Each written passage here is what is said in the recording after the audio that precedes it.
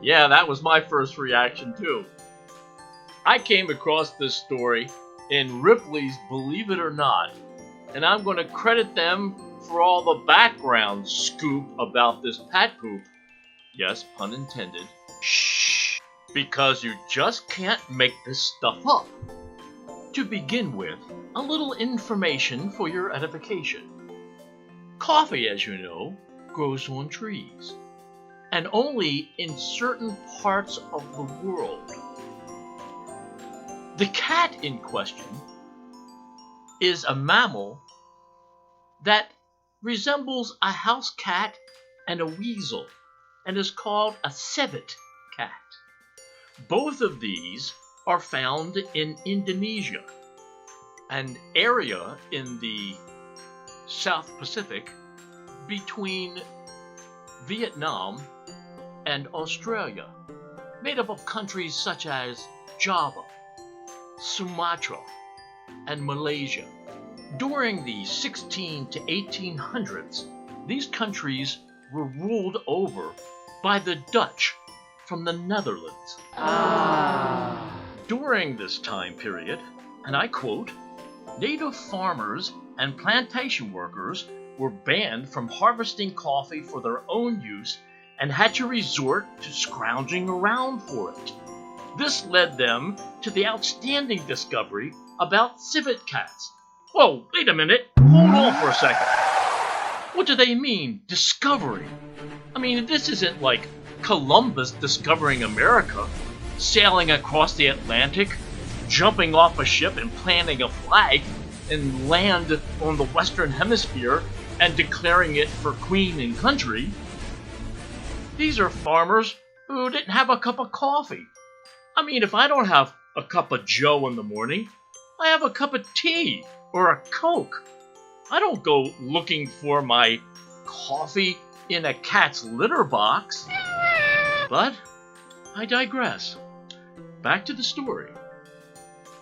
Due to the cat's keen sense of smell, they naturally pick out and eat only the ripest coffee cherries. Whoa, wait, stop! Wait a minute, hold on. How do they know this? What do? Stand around all day and watch them eat? I mean, we have farmers in this country too, but they don't stand around all day and watch their cattle. Or do they create a civet maze, where they put the ripe coffee beans in one end and the unripened ones at the other, under some kind of abnormal Pavlovian test? But I digress. Back to the story. As the cats digest the coffee fruit, the enzyme in their bodies breaks down the cherries and removes the pulp, leaving behind just the coffee beans. During this process, some kind of fermentation also occurs that gives the civet cat coffee its special flavor. Yeah, after about 24 hours, the coffee beans are defecated by the civet cats.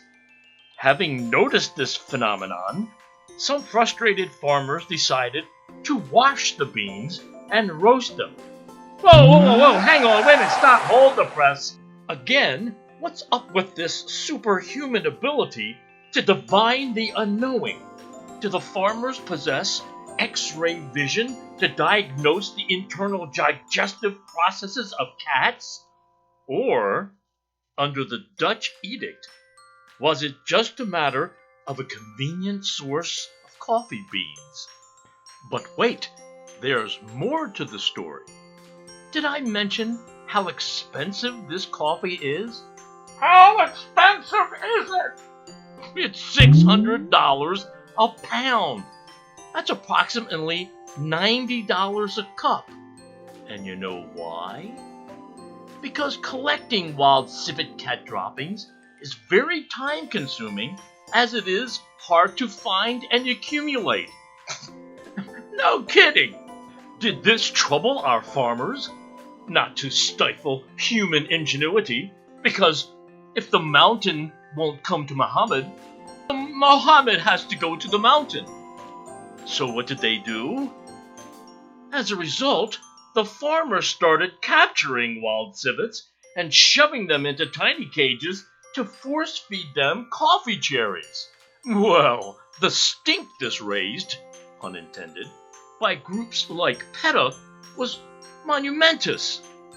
More unnerving, however, there was nothing to be heard from groups like the World Health Organization or the CDC about the risks or harm to humans from ingesting cat poop. Go figure.